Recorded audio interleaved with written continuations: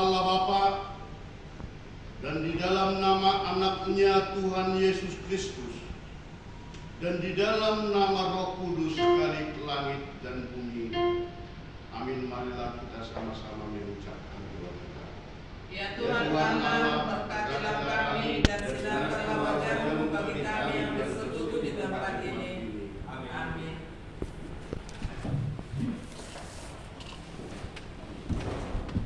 Marilah kita angkat pujian bagi Tuhan dari buku nyanyian 648 ayat 1 sampai 2.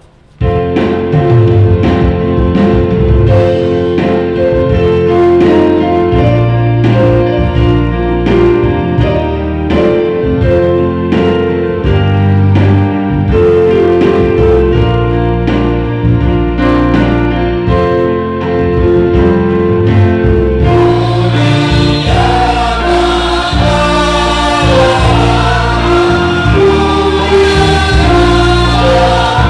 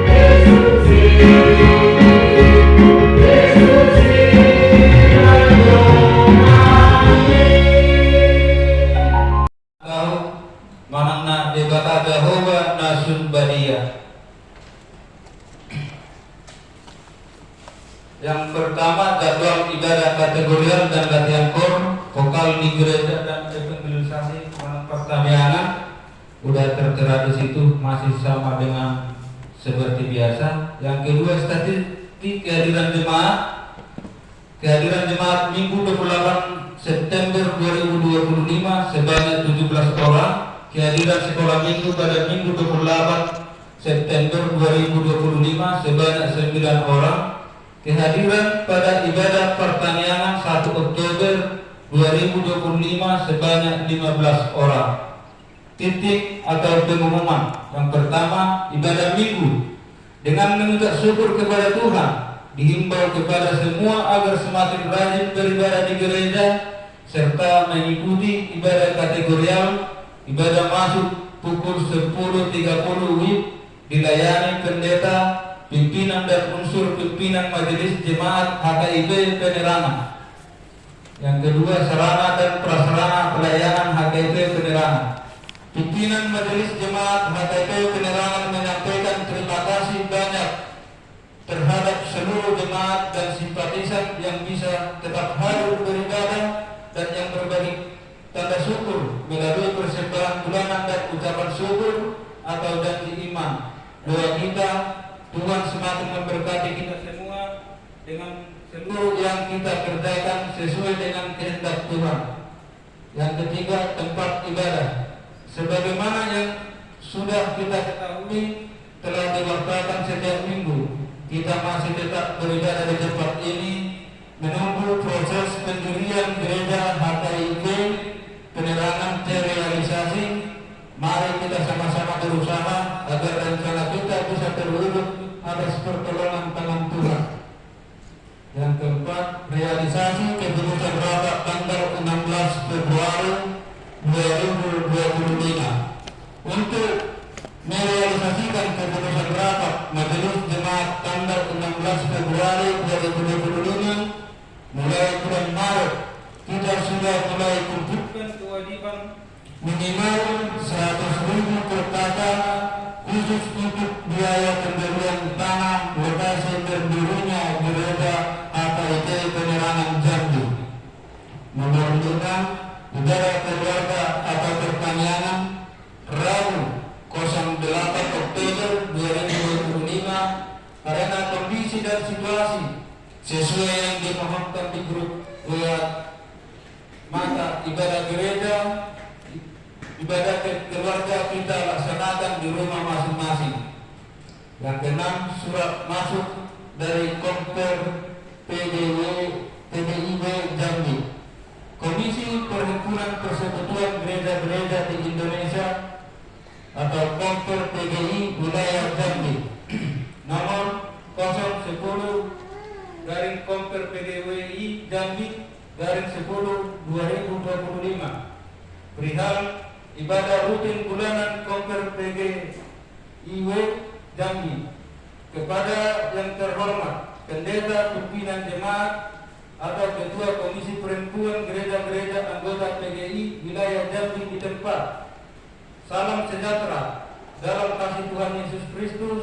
Dengan penuh rasa syukur kepada Tuhan Yesus Kristus yang tetap menyertai dan menyertai kita semua, maka dengan ini kami mengundang ibu-ibu anggota Komisi Perempuan untuk menghadiri ibadah rutin bulanan Komisi Perempuan PGI Wilayah Jambi yang akan dilaksanakan pada hari Selasa tanggal 07 Oktober 2025. Acara ibadah sekaligus pelantikan panitia Natal tahun 2025 Ramadhan.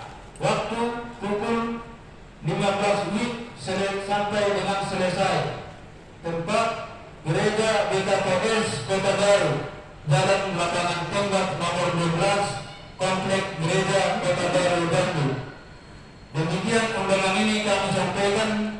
Dasar harapan kami ibu-ibu bisa menghadiri ibadah bersama kita di Komper PGIW ini.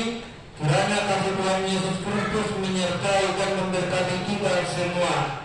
Immanuel. Jambi 01 Oktober 2025. Ketua Komper PGIW Jambi, Pendeta Erni Widodo STH, Sekretaris Rosiliana Silvana SPD ditandatangani mengetahui Ketua Bidang Markulia PDI Wilayah Jambi. Asal berkoordinasi apa inang mana sama dia keberangkatan di Komisi Perempuan Senggara Jakarta alat ini nama koordinasi itu hari Selasa. Yang ketiga kita ada Minggu 12 September 2025 kita akan melaksanakan ibadah menggunakan bahasa Batak. Untuk renungan Alkitab untuk satu minggu tidak tertera di situ. Mari Bapak Ibu kita luangkan waktu kita untuk membacanya. Yang kelima, laporan keuangan mingguan tertulis di Mazmur 65 ayat 2. Bagimulah puji-pujian di Sion, ya Allah, dan kepadamulah orang membayar nada. Persembahan pertama, persembahan kedua sama dengan persembahan ketiga sudah tertera. Persembahan sekolah minggu juga sama dengan persembahan pertanian. Yang kedua, rekapitulasi keuangan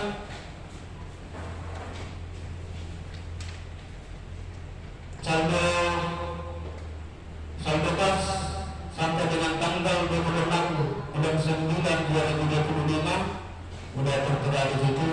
Kalau ada yang salah nilainya biar di history biar kita perbaiki. Pas Surya juga sudah di situ serta daftar kewajiban jemaah perkata untuk pembelian lahan sudah tercantum di situ. Tertulis di Keluaran 21 ayat 2, Akulah Tuhan Allahmu yang membawa engkau keluar dari tanah Mesir, dari tempat perbudakan. Akhir kata, selamat mengikuti ibadah dan memanfaatkannya, serta selamat ulang tahun bagi yang merayakannya seminggu yang lewat. Tuhan Yesus memberkati kita semua. Shalom. Kami mempersilakan untuk Inang Ketua RT Bogor membawa dua syafaat.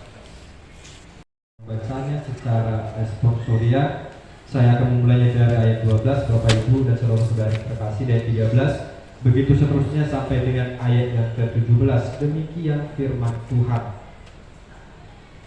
Di manakah keadilan Tuhan? Bukankah Engkau ya Tuhan dari dahulu Allahku yang Maha Kudus tidak akan mati? Ya Tuhan, telah Kau tetapkan Dia untuk menghukumkan. Ya gunung batu, telah Kau tentukan Dia untuk menyiksa.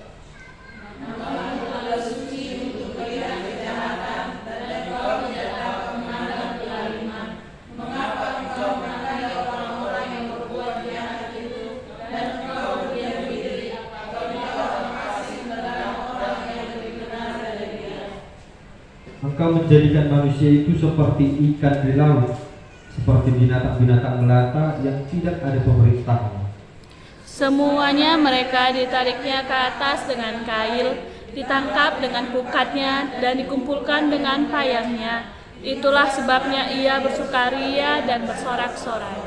Itulah sebabnya dipersembahkannya korban untuk pukatnya, dan dibakarnya korban untuk payahnya. Sebab oleh karena alat-alat itu pendapatannya mewah dan rezekinya berlimpah-limpah. Sebab itukah ia selalu membunuh Dan membunuh bangsa-bangsa dengan tidak kenal belas kasihan. Sampai sejauh itu pembacaan firman Tuhan, mari kita bernyanyi.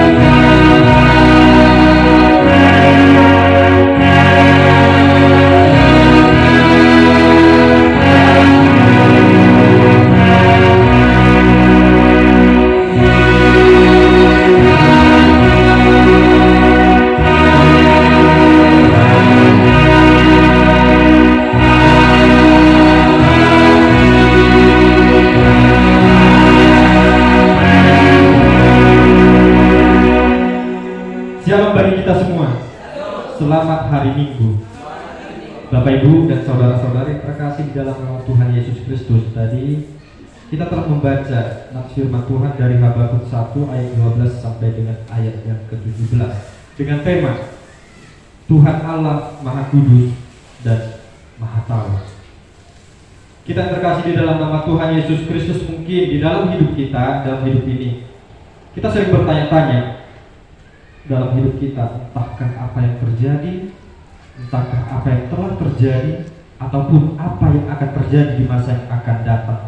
Entahkah itu tentang masa kini, entahkah itu tentang masa lalu, maupun masa yang akan datang. Bahkan Bapak Ibu dan saudara-saudara terkasih, tatkala dalam pertanyaan-pertanyaan itu kita pernah membawanya di dalam perenungan kita, mengapa semua itu terjadi? Mengapa semua itu bisa menghampiri dalam hidup saya? Bahkan dalam pertanyaan yang kita bawa dalam perenungan tadi pun, mau saja kita yang bertanya, justru kita sendiri yang menjawabnya. Bahkan juga pertanyaan tersebut menghasilkan pertanyaan retorika yang tiada jawabannya. Mungkin sering kita berbicara, sering kita bertanya kepada teman-teman kita manusia, kepada keluarga kita dan lain sebagainya. Entahkah itu tentang pergumulan, entahkah itu tentang rumah tangga, entahkah itu tentang ekonomi, pendidikan maupun pekerjaan dan lain sebagainya. Namun di dalam segala macam pertanyaan itu kita tidak mendapatkan jawaban dari orang-orang yang kita kenal. Tetapi bahkan ketika kita membawanya kepada Tuhan, kita mengadukan segala sesuatunya, kita berdoa kepada Tuhan tentang masalah yang semua kita rasakan, justru menjadi diri kita sendiri yang bingung, menjadi diri kita sendiri yang khawatir, menjadi diri kita sendiri yang bimbang. Kenapa? Karena jawaban daripada Tuhan tidak pernah apa yang ada di ekspektasi kita. Sebab ekspektasi manusia pada dasarnya kebanyakan Bapak Ibu yaitu ingin yang instan, segala sesuatu yang terjadi dengan cepat, pergumulan datang sekiranya dihiburkan, penyakit yang ada sekiranya disembuhkan dan lain sebagainya, itu instan. Namun pekerjaan Tuhan selalu di luar akal manusia. Bapak Ibu, yang perlu kita ketahui, setiap pergumulan yang kita gumulkan, Tuhan tahu. Semua yang kita minta kepada Tuhan, Tuhan pasti akan berikan sesuai dengan porsinya. Setiap doa yang kita doakan kepada Tuhan, pasti Tuhan akan jawab sesuai dengan kehendaknya. Oleh karena itu, jangan kita pernah kalah, jangan kita pernah menyerah karena hal tersebut yang kita rasakan. Karena Bapak Ibu dan saudara-saudara terkasih, demikian juga yang dirasakan oleh Nabi Habakuk. Dia adalah seorang nabi yang melayani bangsa Yehuda di masa pembuangan. Dia juga merupakan kawan sangkatan daripada Yeremia untuk mengembalai bangsa Yehuda pada masa pembuangan. Kalau kita membaca tadi dari ayat 12 sampai 17, sebenarnya Bapak Ibu lebih jelas dari ayat 1 kita membacanya. Di sana sangat jelas dikatakan Nabi Habakuk sangat bergumul. Nabi Habakuk sangat terbebani. Nabi Habakuk sangat memiliki pemikiran yang sangat-sangat berat atas bangsa ini. Atas apa yang terjadi pada bangsa Yehuda pada masa itu. Memang kalau kita melihat bagaimana bangsa Israel sangat banyak dosa, sangat banyak kelakuan kelaliman yang dilakukan oleh bangsa Yehuda. Sudah menjadi sewajarnya Allah murka, sehingga membiarkan bangsa Kasdim, orang-orang Kasdim yang terkenal dengan kekejiannya, yang terkenal dengan kejahatannya, yang terkenal dengan menyiksa bangsa lain. Namun Bapak Ibu, apa yang dilakukan oleh orang Kasdim itu menimbulkan persoalan baru bagi Habakuk. Itu menimbulkan persoalan baru bagi bangsa Yehuda, sebab apa yang mereka lakukan itu sangat keji, bahkan tidak lagi manusiawi. Bahkan orang-orang benar yang tidak terlibat daripada kejahatan bangsa Yehuda pun itu menjadi korban atas kejahatan bangsa Kasdim. Mereka tidak memandang ketika mereka telah menyatakan sebagai musuh bangsa Kasdim akan mempropagandakan semuanya, membumi hanguskan bangsa itu. Sehingga dengan semua apa yang terjadi, dengan semua apa yang dirasakan oleh Habakuk, ia bertanya dengan teduh kepada Tuhan. dan melakukan protes kepada Tuhan. Bapak Ibu dan saudara-saudara terkasih, dalam protesnya kita melihat Habakuk mulai mengalami yang namanya krisis kepercayaan. Habakuk mulai mengalami yang namanya krisis imannya kepada Tuhan. Ia protes kepada Tuhan. Mengapa Tuhan yang Maha Kudus, Tuhan yang Maha Kasih, Tuhan yang Maha Penyayang, Tuhan yang Maha Adil sekalipun, Dia membiarkan kekerasan ini terjadi kepada bangsa umat pilihan, yaitu bangsa Israel. Dia membiarkan kekejian ini, kejahatan ini dirasakan oleh umat pilihannya sendiri. Dia bertanya-tanya, sebenarnya di manakah Tuhan itu? Bahkan di dalam nas firman Tuhan dia bertanya, di manakah keadilan Tuhan? Kalau kita melihat Bapak Ibu, nama Habakuk itu sendiri yang berarti merangkul. Namun dalam kasus ini dia mengalami krisis yang namanya iman. Dia tidak sanggup lagi merangkul bangsa Israel. Dia tidak sanggup lagi merangkul bangsa Yehuda. Dia ingin melepaskannya karena krisis kepercayaan tadi. Dia tidak percaya dengan apa yang terjadi, sehingga membuat sangat banyak pertanyaan dalam benak Nabi Habakuk itu sendiri pada masa itu. Kita terkasih, terlebih dalam nas firman Tuhan pada saat ini, Nabi Habakuk sendiri bertanya-tanya, di manakah keadilan Tuhan itu? Nabi Habakuk bertanya, bukankah bangsa Israel adalah bangsa umat pilihannya? Lalu, mengapa kekejian ini dapat terjadi? Bukankah Allah yang Maha Kudus dan Maha Tahu? Mengapa Dia membiarkan orang-orang Yehuda mati, sekalipun dia adalah orang benar yang tidak terlibat daripada kejahatan? Dan beberapa pertanyaan lagi Bapak Ibu. Begitulah kira-kira isi pertanyaan daripada Habakuk pada masa itu. Terlebih Habakuk melihat bagaimana bangsa Yehuda yang dilakukan oleh bangsa Kasdim dengan penuh siksaan dan dengan penuh kekangan.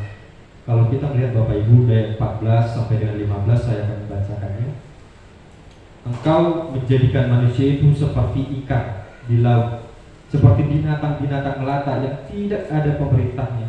Semuanya mereka ditariknya ke atas dengan kail, ditangkapnya dengan bukatnya dan dikumpulkan dengan payangnya. Itulah sebabnya ia bersukaria dan bersorak-sorai. Bahkan Nabi Habakuk melihat orang sebangsanya diperlakukan seperti binatang melata yang tidak ada pemerintahnya. Bahkan dilakukan seperti ikan-ikan. Ketika ikan itu ditarik oleh kail, selesai sudah hidupnya. Ketika ikan itu ditangkap oleh bukat di laut, selesai sudah hidupnya. Ketika ikan itu dikumpulkan dalam satu tempat, dia hanya dapat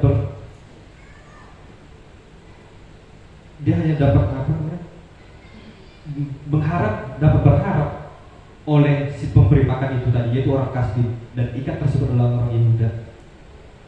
Ketika orang Kasdim membiarkan mereka bahagia, mereka akan bahagia. Ketika orang Kasdim menyiksa, mereka akan tersiksa.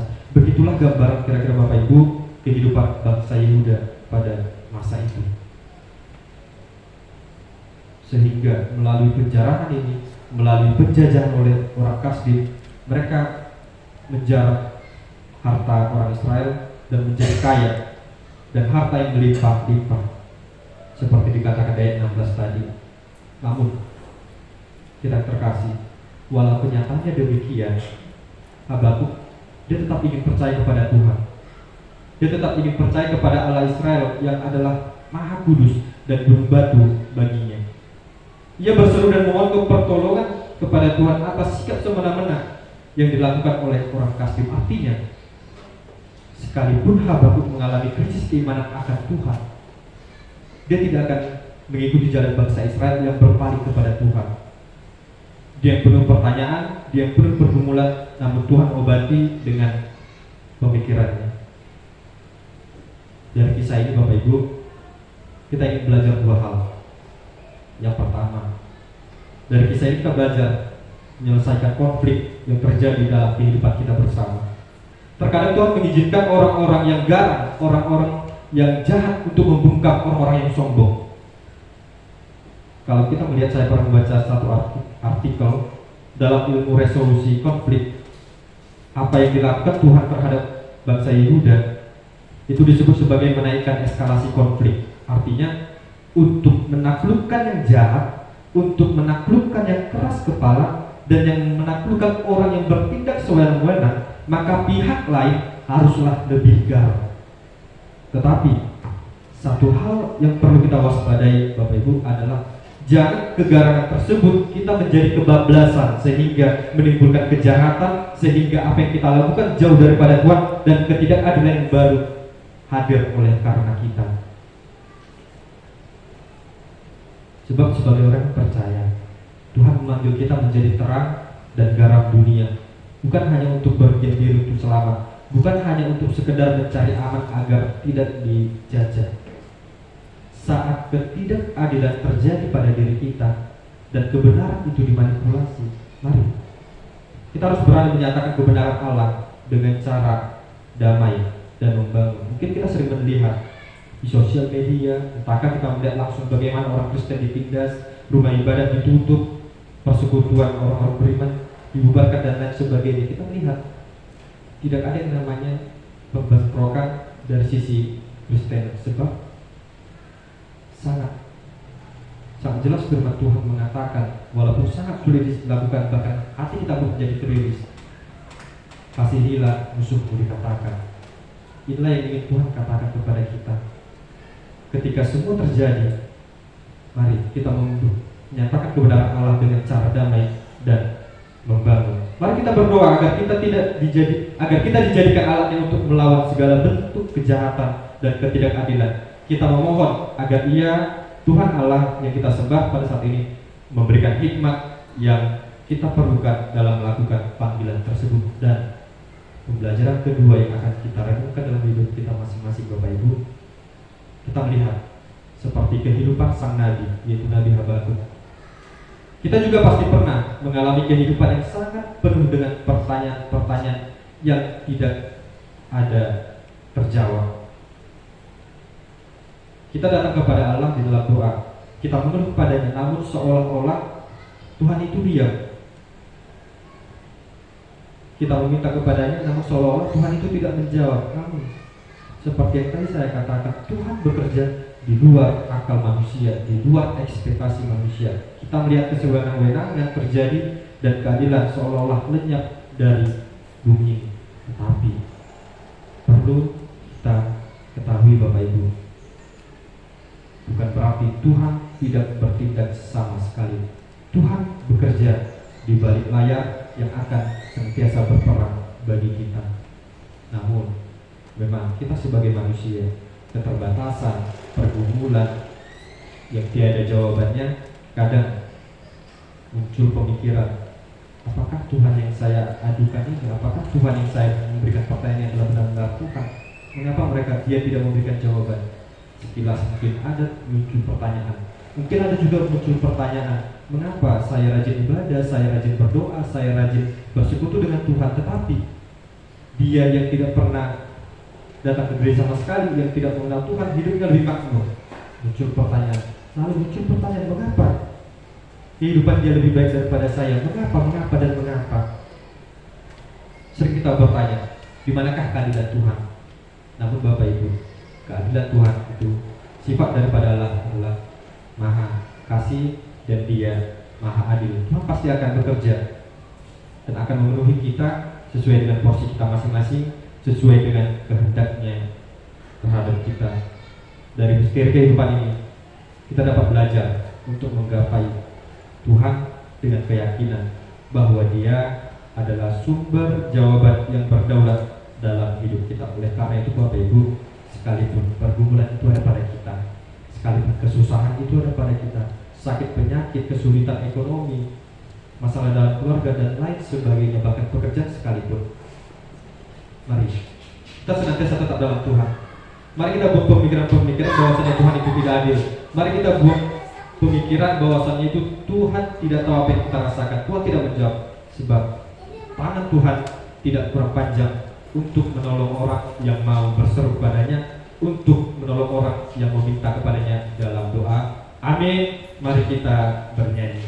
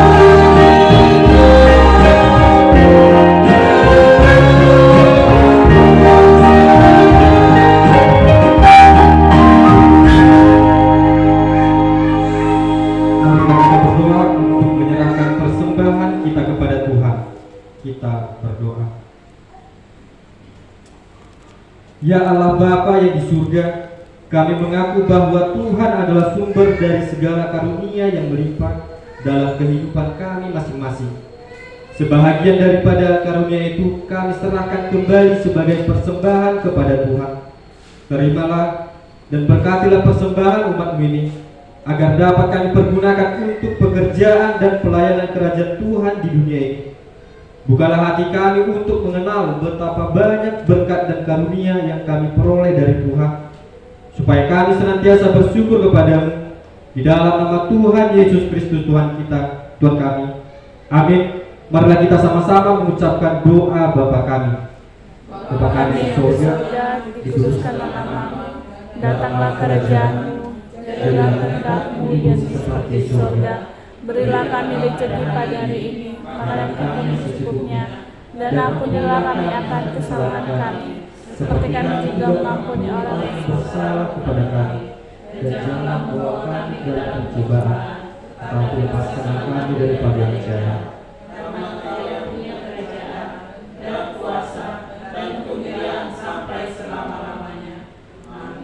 Pulanglah dengan damai sejahtera dan terimalah berkat dari Tuhan. Tuhan memberkati engkau dan melindungi engkau. Tuhan menyinari engkau dengan wajahnya dan memberi engkau kasih karunia. Tuhan menghadapkan wajahnya kepadamu dan memberi engkau damai sejahtera. Amin.